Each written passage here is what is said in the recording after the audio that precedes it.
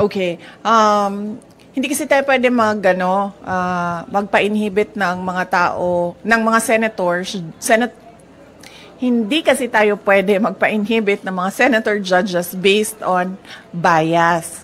Dahil ang posisyon lang naman ng isang tao is you are for or against. Inday Sara, no?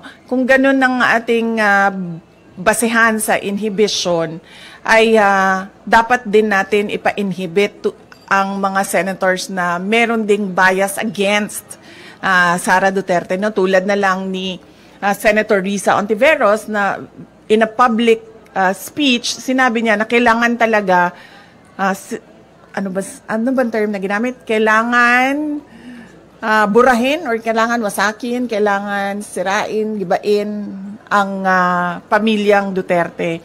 So